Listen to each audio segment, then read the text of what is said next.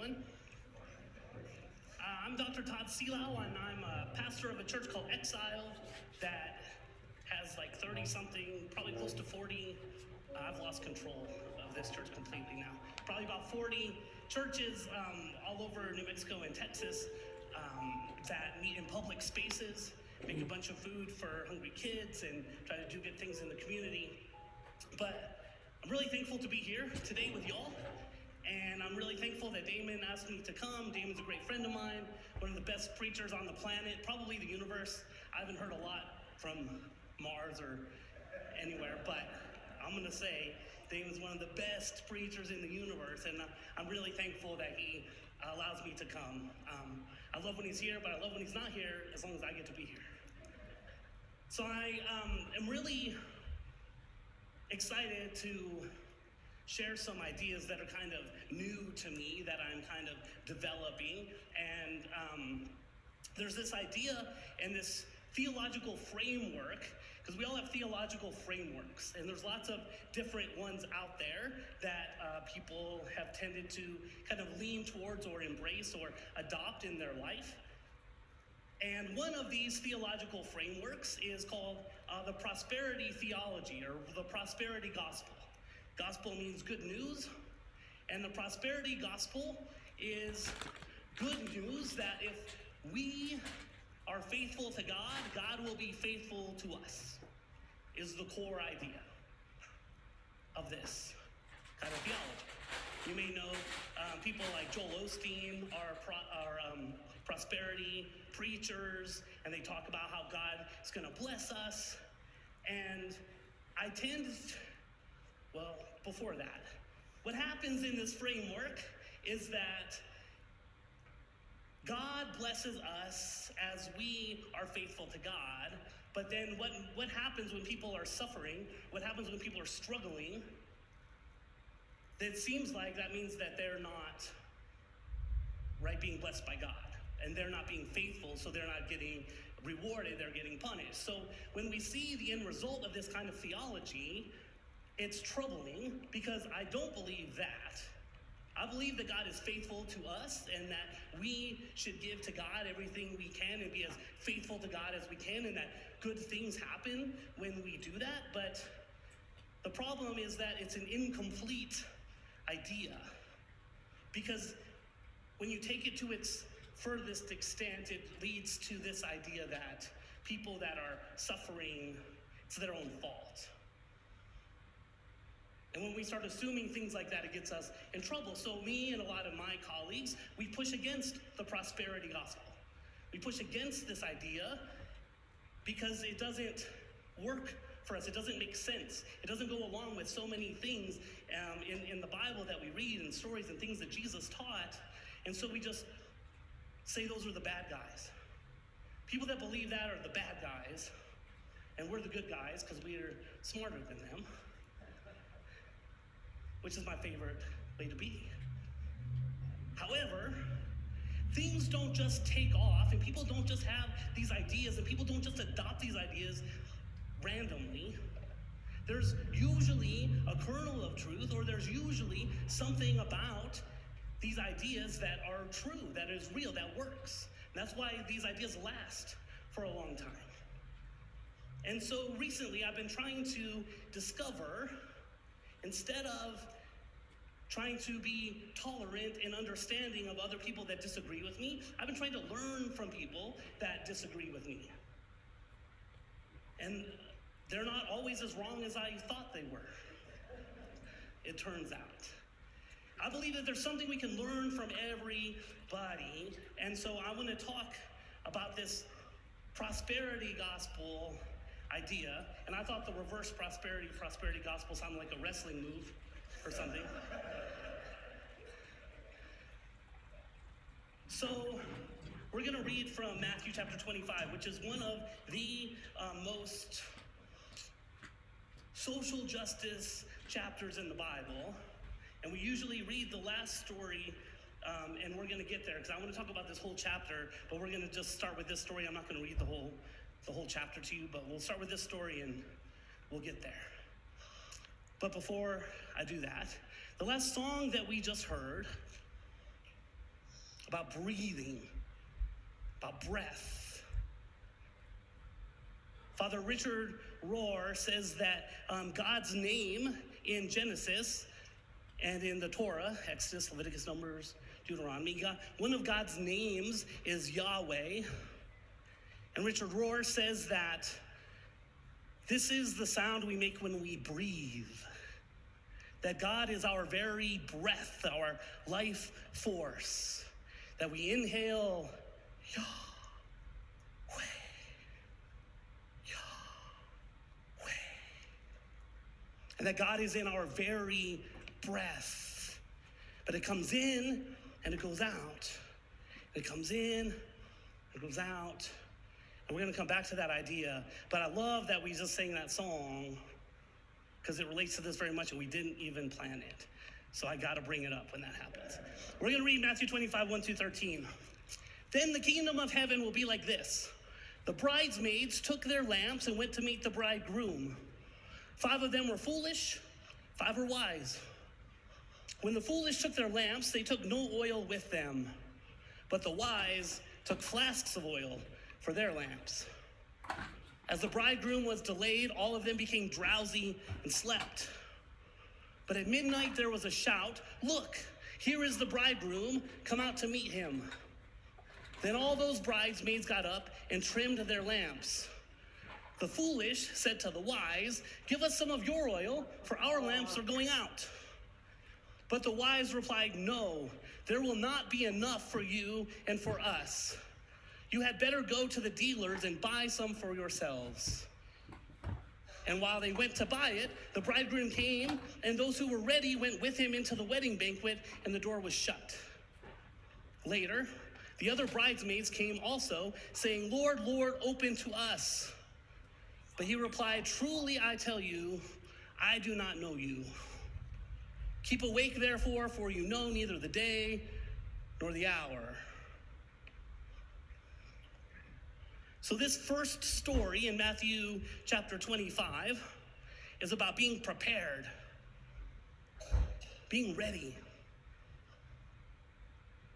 for what's going to happen. I don't like the idea of people being turned away. So I don't usually like to read stories like this, and I just kind of skip and read the stuff I like. I don't know if y'all do that. I think most people do that. Some of us admit it. Thomas Jefferson wrote a Bible, or didn't write a Bible. He took out and cut out all the parts of the Bible he didn't like, and now you can buy the Thomas Jefferson Bible. It just has all the stuff in it he likes. And I admire him for being honest about that, because I do it in my mind all the time. I just skip over stuff. And this is a story I kind of skip over because I don't like the idea. I was brought up in a place where we focus on who was excluded all the time, and I don't like that. But when I'm engaging in this story, and when I force myself to engage in the stories that I kind of turn away from at first, I tend to discover things. And being prepared for what's going to happen is very important. Being prepared, being ready matters. Doing the work matters. Grace isn't cheap. Grace is free and a gift, but it's not a cheap thing that we just get to take from. We have to prepare ourselves. We have to do the work. We have to figure out what's going on in us. And I would invite you to consider that we have 3 aspects to us. We have our physical life, that are our bodies, that we take care of our bodies. We have our emotional and mental health parts of our life that really work together. Our thoughts and our feelings work together. And then we have our spiritual life. And we can be healthy in each of these 3 ways, or we can be unhealthy in each of these 3 ways. But it's important because we interact with God and we live on this Christian journey and we follow Jesus with all 3 of these parts of us. So it's important to address all 3 of these parts and to prepare ourselves, to be ready for if something happens, because we don't know what's going to happen. This story makes us think about the end of the world, but also Maybe somebody is needing some help and I don't pay attention to them because I'm distracted, because I'm not prepared, because I'm thinking about a million things, because I don't have my life in order. There are opportunities that I miss out on that can help other people or even help me. So preparing ourselves physically, being in shape, getting exercise, being able to think clearly, not being weighed down by life where we're so tired that we don't want to do stuff, or we can't do stuff because we don't have the energy to do stuff. It happens with our mental health and our emotional health too. If I'm so depressed, or I'm dealing with so much despair, or I'm not in a healthy place, I'm not any good for anybody else, and I'm not living the way that I could be living. I'm not living the way God created me to live, but I can work on that stuff. I can prepare myself in those ways. I have a spiritual director, I have a therapist, I've had them for a long time. I don't know what I would do without them. So I have somebody coaching me how to have a healthy spiritual life, and I have somebody coaching me how to have a good mental health and emotional health. Even me can have good mental health. And then we have personal trainers and people that help us get our physical bodies in shape if we need it. I think there's enough YouTube videos, we can do a lot of workouts on our own, but if we need a personal trainer, they're available everywhere. So we have these three parts of our selves, our whole selves that we bring into God, but we have to prepare ourselves in these ways. So being healthy, emotionally, mentally, physically, and spiritually is a way to be ready and prepared. When I do spiritual practices regularly, when I'm meditating regularly, when I'm journaling after I meditate, I take 20 minutes a day, sometimes twice a day, sometimes once a day.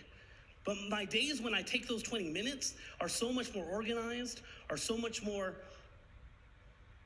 productive, so much more meaningful, so much more important than when I don't.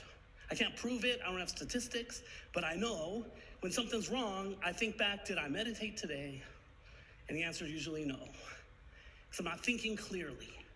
So to prepare myself means getting up in the morning a little earlier and meditating for 20 minutes.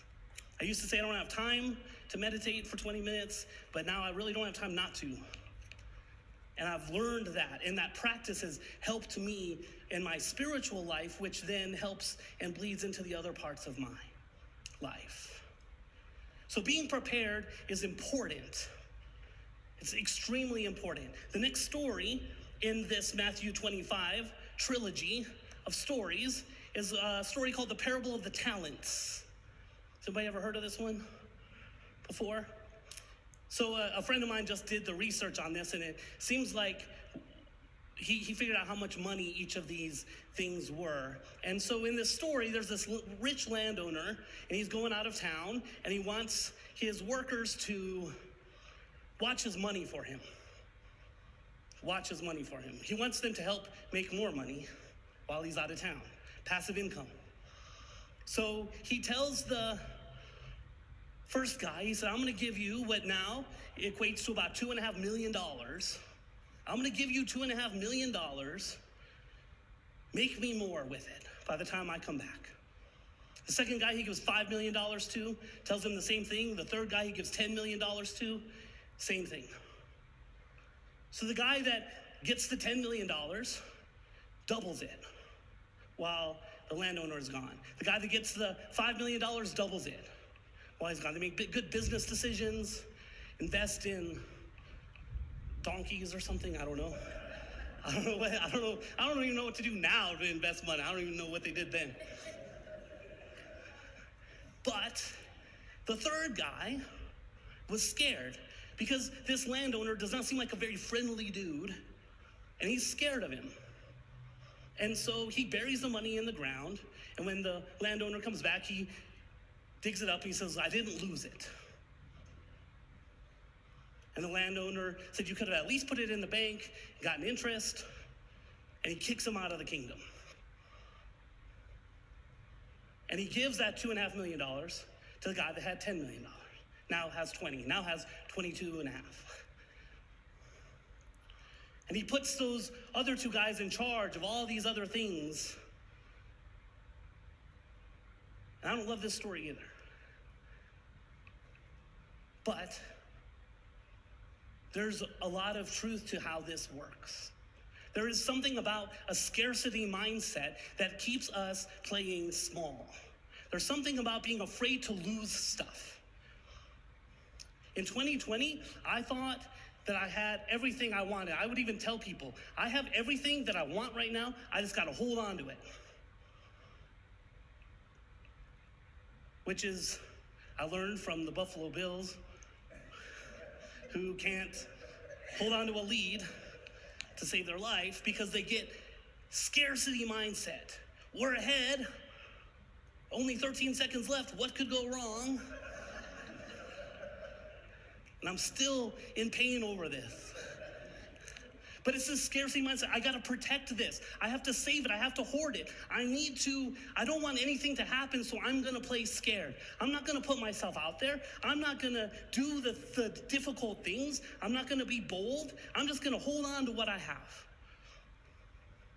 I had what I thought was a great relationship. I thought what I had with my band was going great.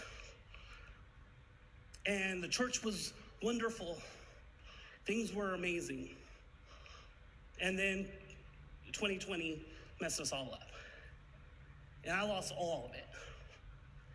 And I didn't know what to do because all I wanted to do, and in the last few years leading up to that, all I was trying to do was just hold on to everything.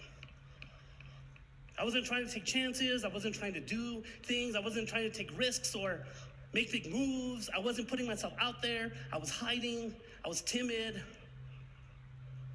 I mean, as timid as my brand of timid. According to what I could be, according to what I believe I'm created to be.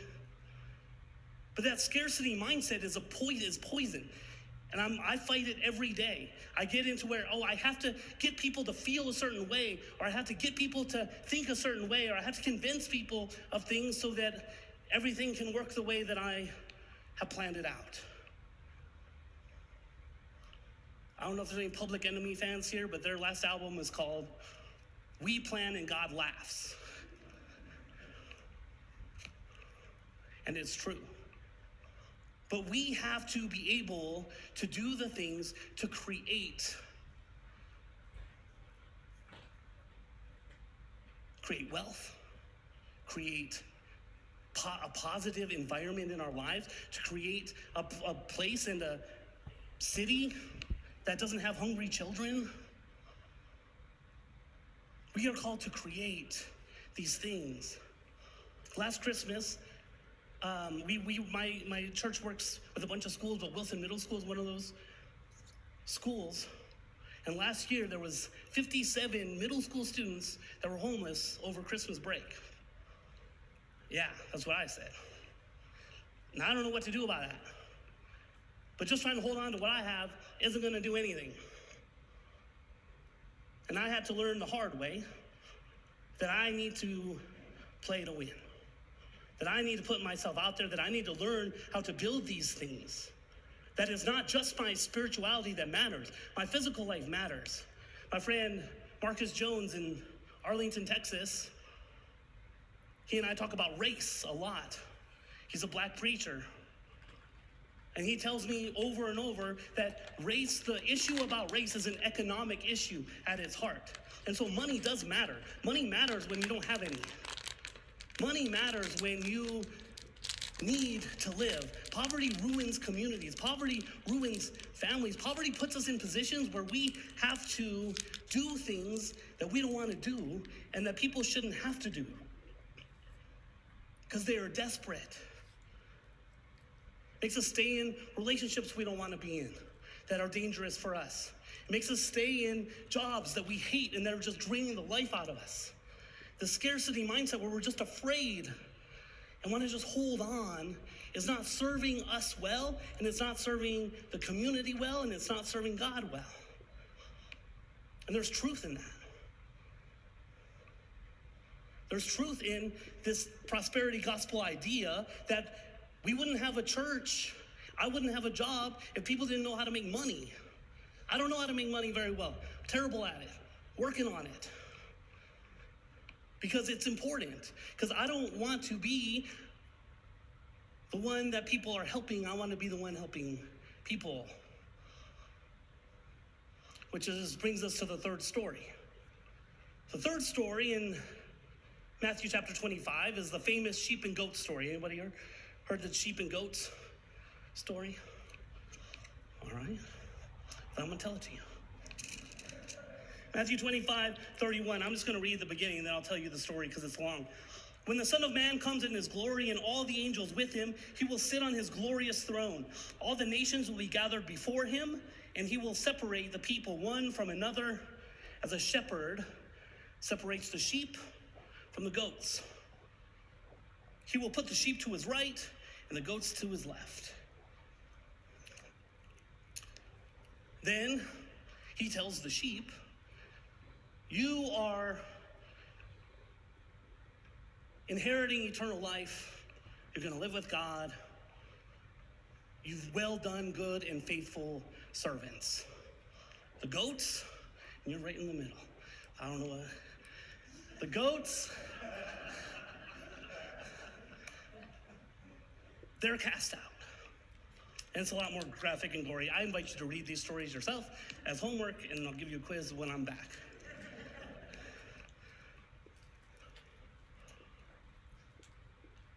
So the sheep and the goats, the people listening to Jesus, are like, why are the sheep going to spend eternity with God and the goats are cast out? Why? And Jesus says, well, to the sheep, when I was hungry, you gave me something to eat. When I was thirsty, you gave me something to drink. When I was naked, you gave me clothes. When I was in prison, you came and visited me. And he goes to the goats and he said, y'all didn't do any of those things. Shorthand version. And then the sheep and the goats are like, when did we see you hungry? When did we see you thirsty? I think I remember if we saw you naked or in prison. I don't recall any of this. Was it after that you turned water into wine, or what happened? And Jesus says, what you do to the least of these, you do it to me.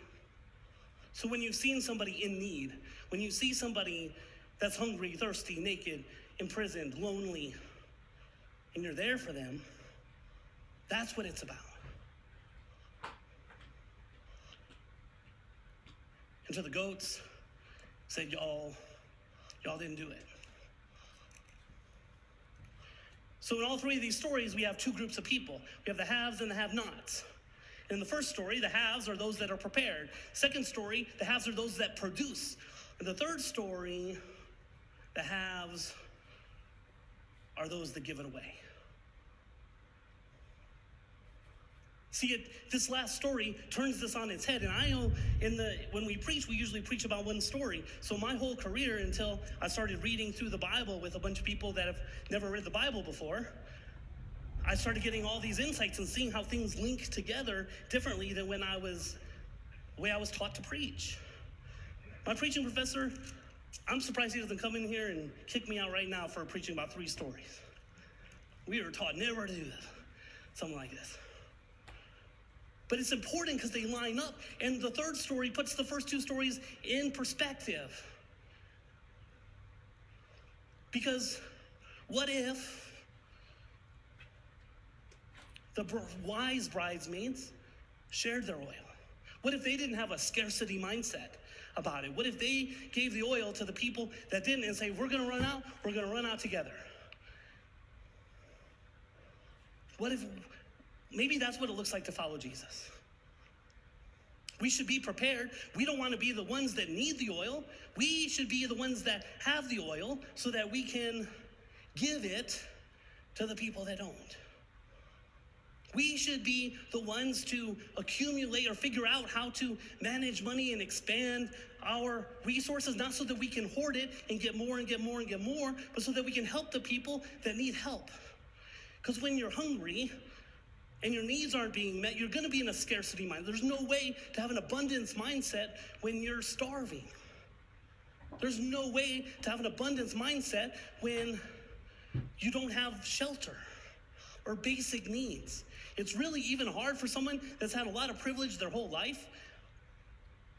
Like me, I have a hard time getting out of scarcity mindset and having an abundance mindset. So it's difficult for people, and we need to be there for them. And there's no shame in needing help, ever.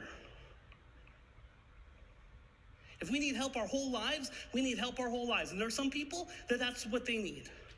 And that's where they are. This isn't about us telling them, hey, be more like this. This is about us being more like this so that we can help people like that. It's about us stepping up. It's about us saying, I am going to create, and then I'm going to give it.